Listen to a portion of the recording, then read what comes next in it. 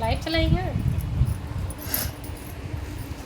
संभवे गुरुवे नमः, संभवे गुरुवे नमः, संभवे गुरुवे नमः, संभवे गुरुवे नमः। माता भवानी पार्वती के चरणों में प्रणाम करती हूँ, गणेश कार्तिकेय के चरणों में प्रणाम करती हूँ, समस्त देवी देवताओं के चरणों में प्रणाम करती हूँ, धरती मैया गंगे मैया के चरणों में प्रणाम करती हूँ, अपने गुरु महेश्वर शिव के चरणों में प्रणाम करती हूँ, श्री हरेंद्रानंद भैया के चरणों में प्रणाम करती हूँ, ममता मई नीलम दीदी के चरणों में प्रणाम करती हूँ, यहाँ के उपस्थित सभी गुरु भाई गुरु बहनों के चरणों में प्रणाम करती हूँ, जहाँ तक मेरी आवाज़ पहुँचे सभी भक्तजनों के चरणों में प्रणाम करती हूँ। मेरा प्रणाम स्वीकार हो गुरुदेव, मेरा प्रणाम स्वीकार हो गुरुदेव, मेरा प्रणाम स्वीकार हो गुरुदेव।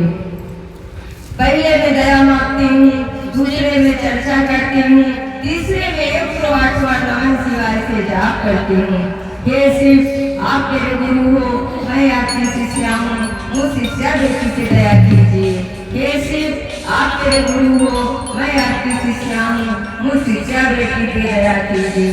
हे शिव, आप मेरे गुरु हो, मैं आपकी शिष्या हूँ, मुझ शिष्या बेटी पे दया कीजिए। पूरे संसार जगत पे दया कीजिए। आप देवों के देव महादेव हो, पूरे देवों के गुरु हो, हम सब के गुरु हो, जगत के गुरु हो। हे देवाधिदेव, हे मालिक, हमसे जो भूल चूक होती हो उसके लिए क्षमा चाहती हूँ, क्षमा चाहती हूँ। हमारी भूल को क्षमा करके अपने चरणों की दासी बनाकर सेवा में लगाए रखिए गुरुदेव, लगाए रखिए।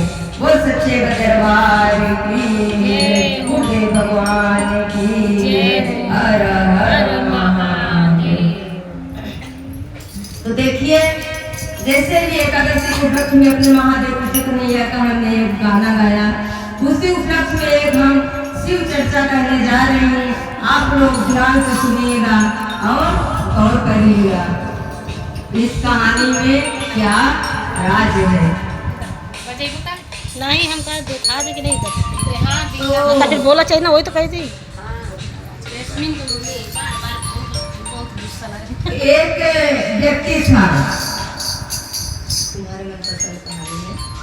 एक व्यक्ति था, वो उसको कमाना उमाना नहीं आता था, वो काम क्या होता है उसको पता ही नहीं था। उसको सिर्फ क्या पता था कि हमको खाना खाना है, और भी थोड़ा बहुत नहीं, भर के थाली खाना खाना है। और हम लोग 2 बार खाना खाते हैं, बहुत तो 3 बार, सुबह दोपहर शाम। और उसको दिन भर जब उठता तो उसको भोजन ही चाहिए, भर थाली भोजन चाहिए, बाकी कुछ काम धाम नहीं। पत्नी उनकी बोलती थी कि काम हो कुछ करिए प्रभु, काम नहीं करेंगे तो कहाँ से आएगा, मैं इतना भोजन आप लोग को कहाँ से दूंगी। तो बोलता था कि ये काम क्या होता है, हमको काम करना नहीं आता, ये काम धाम क्या है हमारे समझ के बाहर है। वो बेचारी सुनती थी, तंग आ गई। इनका आहार बहुत ज्यादा था, काम धाम करते नहीं थे, बच्चे हो गए, बच्चे भी बड़े हो गए, खर्चा बढ़ा। एक दिन वो किसी आई, ये गया किचन में, बोला हमको खाना दो, निकाल के सो के उठा। बस उसका एक ही काम था, खाना खाते और जाके चुपचाप बिस्तर पे सो जाते, फिर उठते खाना खाते, फिर जाके सो जाते। पत्नी बोली देखिए रोज का आपका यही हाल है, अब इतना नहीं घर में है कि मैं दिन भर इतना बना के रखूं और आपको खाना दूं। आप कहीं जाइए, काम करिए, और नहीं तो घर से निकल जाइए। जब वो पत्नी ऐसा बोली तो घर से निकल गए। घर से जब निकले, जाते जाते महादेव का मंदिर दिखाई दिया। कितने लोग राम का भी कहते हैं, महादेव की चर्चा में महादेव की बात करते हैं। तो महादेव का मंदिर दिखाई दिया। जब महादेव का मंदिर दिखाई दिया तो वहीं पे एक पंडित अच्छा मोटा ताजा बढ़िया पहन ओढ़ के कुर्सी लगा के बैठे थे। तो ये देखे तो थमक गए, बोले कि यही रुकता हूँ, ये पंडित जो है तो बहुत मोटा ताजा दिख रहा है, तो इसका मतलब यहाँ खाना पीना मिलता होगा, यहाँ पे रुके जरूर, यहाँ पेट भरेगा, यहाँ पे खाना पीना का व्यवस्था हो जाएगा। यहीं पे रुकते हैं और पंडित जी से पूछते हैं। वो बेचारा वही मंदिर के पास रुका, उस पुजारी के पास, बोला यहाँ पे क्या होता है? तो बोले यहाँ पे भगवान का पूजा होता है, भगवान का मंदिर है। तो बोले अच्छा, तो यहाँ पे खाना पीना भी मिलता है? और बोले हाँ, जो भगवान को प्रसाद चढ़ता है वो प्रसाद मिलता है। बोले खाली प्रसाद, भोजन तो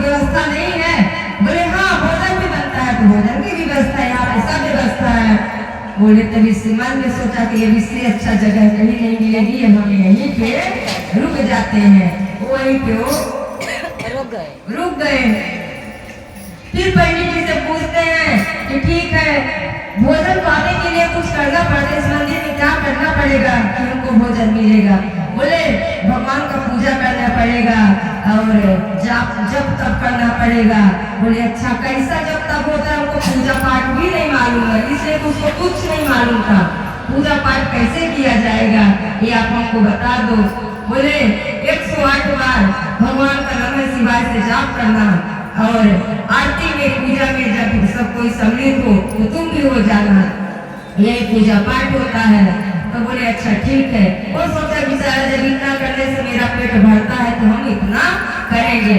इसलिए तो वो बड़ा निर्मल स्वभाव का था, उसको दुनियादारी से कुछ मतलब नहीं था, वो सरल स्वभाव का था। और हमारे प्रभु चाहे राम हो, चाहे कृष्ण हो, चाहे महादेव हो, आपके सरलता पे ही रिझते हैं, आपके प्रेम भाव में ही रिझते हैं, आपके धन दौलत पे नहीं रिझते। तो प्रभु वो बेचारा वही काम करने लगा, महादेव के मंदिर में रुक गया। महादेव को जैसे सब कोई पूजा करता वैसे वो भी पूजा करता और 108 बार नमः शिवाय से हर दिन वो बाबा की जाप करता। ऐसे तैसे बहनों कुछ समय बीता, एकादशी आई, जैसे कि आज एकादशी है। हर 15 दिन में एक एकादशी आती है, महीना में 2 एकादशी पड़ती है, लेकिन इस महीने में 3 एकादशी पड़ती है, इसीलिए 2 एकादशी लोग मनाते हैं। आज भी है, कल भी है। पुत्रदा एकादशी इस बार 30-31 को मानी गई है, कोई आज है कोई कल कर रहेगा। तो किसी महीने में 3 पड़ती है, नहीं 2 ही एकादशी पड़ती है, तो महीने में 2 एकादशी पड़ती है। एकादशी अन्न दोषी, उस दिन किसी को अन्न नहीं खाना चाहिए, हो सके बन सके तो किसी को अन्न नहीं खाना चाहिए। यदि वो व्रत नहीं रह सक रहा है, अन्न खा रहा है, तो उस दिन चावल नहीं खाए। इसलिए कि दुनिया का जितना पाप होता है उस चावल में आके उस दिन प्रवेश हो जाता है। चावल खाने की बात छोड़ो, चावल को छूना नहीं चाहिए। इसीलिए चावल को आज हम लोग को नहीं खाना चाहिए, न पूजा में, न अक्षर में, किसी चीज में चावल एकादशी के दिन नहीं करना चाहिए उपयोग। तो वहाँ के पुजारी बोले, और सुबह उठा एकादशी आया तो देखा कि पूजा पाठ तो हो गया, लेकिन जो वहाँ का भंडारी था खाना बनाने वाला, खाना बनाने क्यों नहीं जा रहा है? बड़ा मतलब उसको आश्रम पूजा नहीं करता था ना, 1 घंटा 2 घंटा समय जाता था तो बीच से भंडारी के पास पहुंच जाता था, उसी में जय वो कह देता था बीच में और निकल लेता था खाना खाने के लिए। तो उस दिन देखा कि अभी तो भंडारी गया नहीं, खाना नहीं बना रहा है, तो गया भंडारी के पास, दौड़े दौड़े पूजा शुरू की। बाबा आज खाना क्यों नहीं बना रहे हो? बड़ा जोर से भूख आई, पूजा छोड़ के आए हैं, खाना क्यों नहीं बना रहे, क्यों बैठे हो? और उस दिन एकादशी के दिन भाई भोजन बनाने वाले को आश्रम में भी थोड़ा आराम मिलता है, वो अपना नाखून काटते ऐसे साफ सफाई करके बैठा था खाना बनाने वाला। बोले खाना क्यों नहीं बना रहे? बोले अरे तुमको नहीं पता आज एकादशी आई है। बोले एकादशी आई है, कौन है एकादशी आई है, कौन है एकादशी? बोले अरे कौन है एकादशी है, 15 दिन में आती है, ये तिथि है, इस दिन आश्रम में खाना नहीं बनता, सबको उपवास रहता है, व्रत रहता है, इसके लिए हम आज खाना नहीं बना रहे हैं।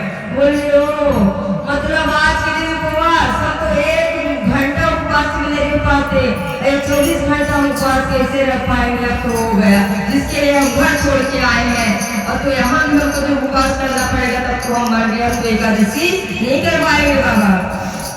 बोले तो जाओ पंडित पुजारी से बात करो, आप एकादशी नहीं कर पाओगे, लेकिन आज यहाँ पे कुछ मिलने वाला नहीं है।